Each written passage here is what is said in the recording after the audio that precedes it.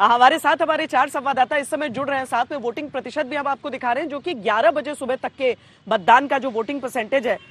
कुमार कुणाल हमारे साथ अजमेरी गेट जयपुर से हैं, मौसमी सिंह टोंक से हैं, जय किशन शर्मा झालरापाटन से हैं और ब्रिजेश दोषी उदयपुर से हमारे साथ जुड़ रहे हैं। मौसमी, पहले आपके पास, क्योंकि टोंक से चुनाव लड़ रहे हैं सचिन पायलट, हनुमान जी के दर्शन करने जाते हैं, लेकिन जिस विधानसभा से वोट मांग रहे हैं वहां पर अधिकतर जो मतदाता हैं वो मुसलमान हैं, लेकिन उनके सामने जो प्रत्याशी हैं, जो कि शायद मतलब उनकी अपनी पार्टी में भी जो उनका विरोध, जिस तरह की दरारों की बात, दूसरी तरफ BSP, Bhim party, Bharatiya Janata party, तो बड़ा ही पेचीदा उनके सामने कॉम्बिनेशन है। उनको हर तरफ के वोट इस समय चाहिए।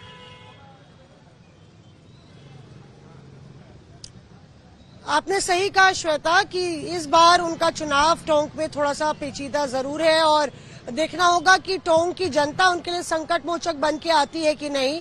हम लोग टोंक की जो शहरी इलाका है वहां पे खड़े हैं और यहाँ पे आप देख रहे हैं कि पोलिंग बूथ के बाहर कतार लगी हुई है और हमारे बगल में जो वोटर्स हैं ये शायद निर्णायक वोटर्स सचिन पायलट के लिए भी हो सकते हैं। युवा वोटर्स यहाँ पे मौजूद हैं, इनमें फर्स्ट टाइम वोटर्स भी है। दिखाइए अपना चिन्ह, देखिए यहाँ पे स्याही का निशान दिखा रहे हैं और ये सब first time second time voters हैं, जिन्होंने 15 साल पहले क्या हुआ, क्या सियासत हुई, उसके बारे में उनको उससे लेना देना नहीं है, लेकिन आज की सियासत की बात कर रहे हैं। जल्दी से एक रिएक्शन लेंगे। पहली बार आप वोट डाले हैं, कैसा महसूस कर रहे हैं? क्या गौरवान्वित महसूस कर रहे हैं? बिल्कुल गौरवान्वित महसूस कर रहे हैं। मैं युवाओं में जोश है कि फर्स्ट बार हमने वोटिंग की है। मतदान करके बहुत अच्छा लगा। फर्स्ट टाइम जो वोटिंग होती है उसकी अलग ही फीलिंग होती है। साथ ही हमको बहुत अच्छा लगा कि फर्स्ट टाइम वोट करके हमको अपने टोंक के विकास में हम भागीदारी बन रहे हैं। बाकी वोटर्स को भी बोलेंगे आने के लिए? हमें मतदान करके बहुत अच्छा लगा और मैं सभी से ही आग्रह करता हूं कि सभी अधिक से अधिक संख्या में मतदान करें और स्थानीय नेताओं को अपना विधायक बनाएं ताकि यहां टोंक का विकास हो। देखिए यहाँ पे स्थानीय और बाहरी का भी मुद्दा जो है वो गरमाया हुआ है और जो मुद्दा आप कह रहे थे कि मुस्लिम बहुल ये इलाका है या यूं कह लीजिए कि मुस्लिम वोटर्स का काफी दबदबा माना जाता है। पिछली बार 2018 में ये रिवाज कांग्रेस ने बदला था क्योंकि 40 साल से लगातार मुस्लिम उम्मीदवार कांग्रेस लड़ाती आई थी और टोंक से सचिन पायलट को लड़ाया था, लेकिन इस बारी अजीत सिंह मेहता बीजेपी की तरफ से यहाँ पे पूर्व विधायक रह चुके हैं, वो चुनाव लड़ रहे हैं और पीछे देखिए जो फाइनल लाइन है या ये कह लीजिए जो फाइनल से है वो शाहरुख खान का नहीं बल्कि don't under estimate the power of a voter. Shahrukh Khan के बगल में जो मैसेज लिखा है वो है और शायद वोटर्स ये तय करेंगे कि आखिर उनके लिए सबसे उचित विधायक कौन होगा। श्वेता, हाँ, बहुत ही क्रिएटिव तरीके से कोशिश करती रहती है जो इलेक्शन कमीशन है कि लोग वोट देने के लिए निकले, और हम भी आज तक पर आपसे अपील कर रहे हैं कि अपना वोट जरूर आप जाकर डालें। उत्सव होता है, सबको एक उत्सव मिलकर मनाना चाहिए। पिछली बार जो आप रिवाज बदलने की बात कर रही हैं कांग्रेस पार्टी की कि सचिन पायलट को वहां से लड़ाया, एक मुस्लिम कैंडिडेट को नहीं, अब बीजेपी ने मुस्लिम कैंडिडेट उतारा था। हालांकि इस बार बीजेपी ने वो रिवाज बदला है क्योंकि पिछली बार कामयाब भी वहां पर मिली नहीं थी। झालरापाटन चलते हैं जहां से जय किशन शर्मा हमारे साथ हैं। जय किशन, वसुंधरा राजे भी दर्शन करने आज पहुंची और जैसा कि हम यहाँ पर चर्चा कर रहे हैं कि उनके लिए कोई नई चीज नहीं है कि वो जिस तरीके से बाकी नेताओं की तस्वीरें हम दिखाते हैं और उसमें वसुंधरा राजे की दिखाते हैं, तो उनकी एक परंपरा के तौर पर ये रहा है कि दर्शन करने पहुंचती हैं और उसके बाद वो आगे वोट के लिए फिर जाती हैं, आगे फिर अपनी कंस्टिट्यूएंसी देखेंगी। और लेकिन इस सब के बीच एक हकीकत ये भी है कि वो मुख्यमंत्री रही हैं भारतीय जनता पार्टी की तरफ से। इस बार पोस्टर पर चेहरा एक पूर्व मुख्यमंत्री के तौर पर है, भावी मुख्यमंत्री के तौर पर नहीं। क्या ये यकीन उनमें दिख रहा है या नहीं? देखिए श्वेता, आपने बिल्कुल सही कहा कि वसुंधरा राजे परंपरा के तौर पे वो जाती रही हैं और वो तो मानती है कि संकट कटे मीटे सब पीड़ा, जो सुमिरे हनुमंत बलबीरा। तो जब भी वो यहाँ झालावाड़ में कुछ भी महत्वपूर्ण करती हैं उससे पहले राडी के बालाजी मंदिर है वहां जरूर दर्शन करके जाती है। और यहाँ पर एक उनके काफी पुराने भारतीय जनता पार्टी के नेता है श्याम सुंदर, उनके घर चाय पीकर जो है वसुंधरा राजे हर बार चुनाव में जाती। देखिए वसुंधरा राजे और सचिन पायलट दोनों की कॉन्स्टिट्यूंसी में एक समान बात है। आज दोनों ही हनुमान जी के दर्शन करने गए थे। ये समान बात यह है कि दोनों की ही कॉन्स्टिट्यूंसी के अंदर जो है वो माइनॉरिटी वोटर्स बहुत हैं। अगर बात करें सचिन पायलट की, तो सचिन पायलट की कॉन्स्टिट्यूंसी के अंदर टॉप के अंदर तकरीबन 2.25 लाख वोटर्स है, जिसके अंदर से 30 से 35% मुसलमान है। शहर के अंदर मैं बात कर रहा हूं। वही वसुंधरा राजे की जो झालरापाटन कॉन्स्टिट्यूंसी है, वहां पर भी 90,000 जो है तकरीबन पिड़ावा के अंदर मुस्लिम वोटर्स है।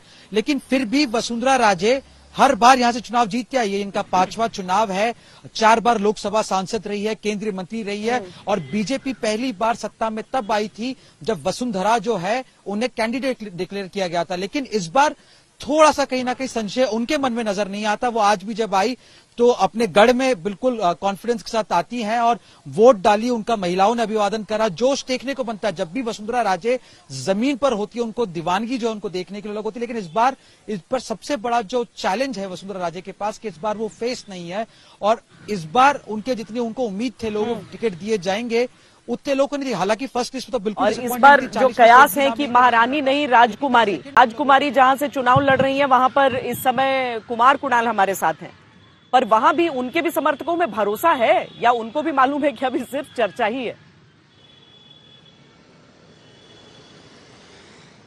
देखिए, बदलाव की बात होती है श्वेता, तो कई तरीके के बदलाव की बात होती है। वो केवल इंटर पार्टी बदलाव नहीं है, इंट्रा पार्टी बदलाव भी है कि क्या वसुंधरा बदल करके दिया कुमारी हो जाएंगी या क्या अशोक गहलोत बदल करके सचिन पायलट हो जाएंगे। अब मैं सुबह से घूम रहा हूं जयपुर। एक ऐसे भी आप जब आते हैं तो जयपुर की खूबसूरती जो आपको मैं पीछे दिखाऊं भी कि ये जो अजमेरी गेट दिख रहा है, तो आप उससे नजर हटा नहीं सकते। तो मैं सुबह से कई सारे इलाके घूम गया, झोटवाड़ा गया, सिविल लाइंस गया, अभी जो है मैं चांदपोल विधानसभा में हूं, उससे पहले विद्याधर नगर जहां से दिया कुमारी कैंडिडेट है वहां पर गई। जो स्थिति समझ में आई ना, उसको थोड़ा तस्वीरों के जरिए हम दिखाने की कोशिश करते हैं। ये कबूतरों का दाना है, अलग अलग थालियां सजी हैं। कुछ इसी तरीके से जो पार्टियां हैं उन्होंने भी दाने डाल रखे हैं। और वो जो उधर हम थोड़ी दूर पर दिखाएं कि कबूतर दाना चुग रहे हैं, तो आज वोटर किसका दाना पसंद करता है? क्या जो दाने डाले गए हैं, चाहे वो लोगों को तुष्टीकरण के नाम पर हो या धार्मिक ध्रुवीकरण के नाम पर हो या फ्री फीज के नाम पर हो, क्या इसमें कौन सा दाना पसंद करता है, कौन सी थाली पसंद आती है वोटर को, उस पर बहुत कुछ निर्भर करेगा। तो ये जो आज का चुनाव है ना, पहले बहुत बार लगता था कि बदलाव तो यहाँ के लिए 30 साल में एक तरीके से परंपरा बन गई थी, रिवाज बन गया था कि 30 साल में इस बार बीजेपी तो अगली बार कांग्रेस और फिर बीजेपी। लेकिन इस बार का चुनाव थोड़ा रोचक लग रहा है। उसकी बड़ी वजह है कि अशोक गहलोत जो है उन्होंने बहुत बड़ी बाजी खेली है, जो 7 मुद्दों पर चुनाव लड़ा है। लेकिन बीजेपी के पास इस सही बार बात है, लेकिन उनको यकीन भी है इन 7 गारंटी पर। और हमारे साथ इस समय उदयपुर से ब्रिजेश दोषी जुड़े हुए हैं।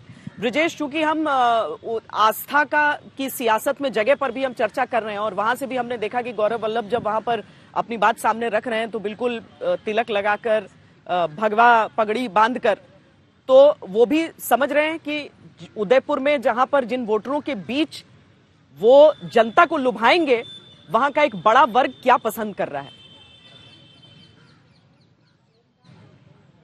देखिए श्वेता, मैंने गौरव वल्लभ से 2 बार बात की। साफ तौर पे वो सनातनी वाली बात जो है वो बार बार दोहरा रहे हैं। उन्होंने सुबह जब वोट डाला तो वोट से पहले वो जगदीश मंदिर गए, वहां पे भी उन्होंने दर्शन किए, उसके बाद वो वोट डालने पहुंचे। तो यहाँ पे वो क्लैरिटी देखने को मिल रही है कांग्रेस के अंदर कि जो सनातन वाली बात जो चर्चा हो रही थी कि भले ही वो बीजेपी की पीछ हो, पर वहां पे भी वो लोग बैटिंग करने में लगे हुए हैं। पूरा प्रयास चल रहा है। उदयपुर जो है वो बीजेपी का गढ़ रहा है सालों से। गुलाब चंद कटारिया का ये बेस स्टेशन रहा है। तो यहाँ पे पिछले 20 साल से कांग्रेस नहीं जीत पाई, पर इस बार गौरव वल्लभ ट्राई कर रहे हैं कि वो यहाँ पे सेंधमारी कर पाए। हालांकि जो स्थानीय लोग हैं उनका कहना है बहुत मुश्किल है, पर उनकी तरफ से पूरे प्रयास किए जा रहे हैं। जो उदयपुर संभाग जो है पूरा, वहां पे भी जो स्थिति है वो कहा जाता है कि मेवाड़ में जो जीतता है उसकी सरकार बनती है। पिछली बार ये मिथ टूटा था, बीजेपी यहाँ पे हावी रही थी, फिर भी कांग्रेस की सरकार बनी थी। पर इस बार जो है वही कश्मकश देखने को मिल रही है। क्योंकि जो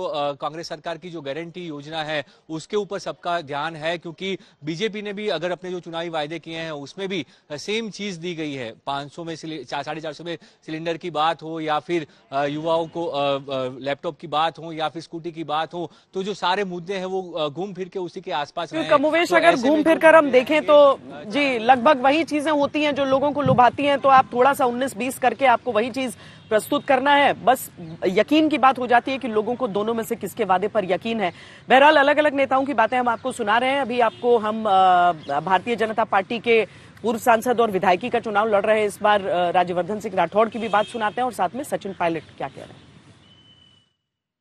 आज मतदान का दिन है, लोकतंत्र का पर्व है, सब लोग जाके अपने वोट को कास्ट करें और जो जनता का निर्णय होता है वो सही निर्णय होता है। मैं समझता हूँ उस पब्लिक से ज्यादा समझदार और संजीदा कोई नहीं है, ना नेता ना पत्रकार, तो पब्लिक पे छोड़ देना चाहिए। पब्लिक मुझे लगता है कि पिछले 5 साल के कार्यकाल को देखेगी और भाजपा और कांग्रेस की वर्किंग को, नेताओं के आचरण को, और उस पर अपना आकलन करके मतदान करेगी।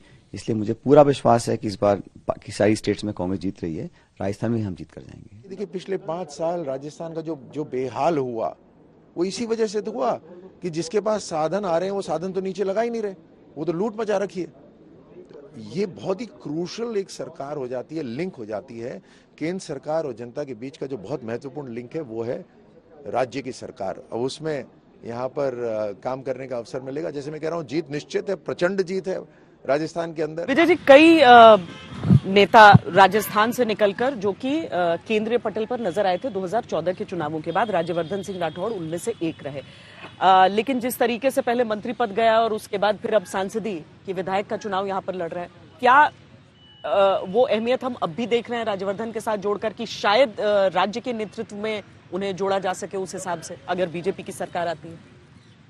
नहीं, चुनाव मैदान में तो इसीलिए उतारा गया है कि उनको लगा है कि मोदी जी को या आला कमान को लगा होगा कि कुछ सांसदों को आजमा कर देखते हैं।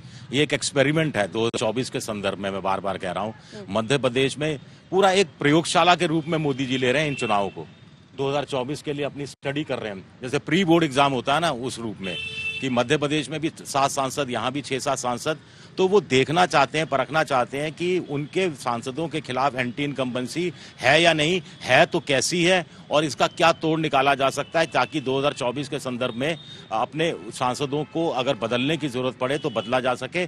इनमें से कुछ को खपा दे, राजस्थान की राजनीति में खपा दिया जाए और आगे के लिए भविष्य के नेता के रूप में सामने लाया जाए। जैसे राजकुमारी दिया के लिए कहा जा रहा है कि वो चुनाव जीत तो जाएंगी और बीजेपी की सरकार बनी तो ठीक ठाक मंत्रालय दिया जा सकता है, ताकि 5 साल ट्रेनिंग होती रहे और उसके बाद फिर वो जगह ले सके।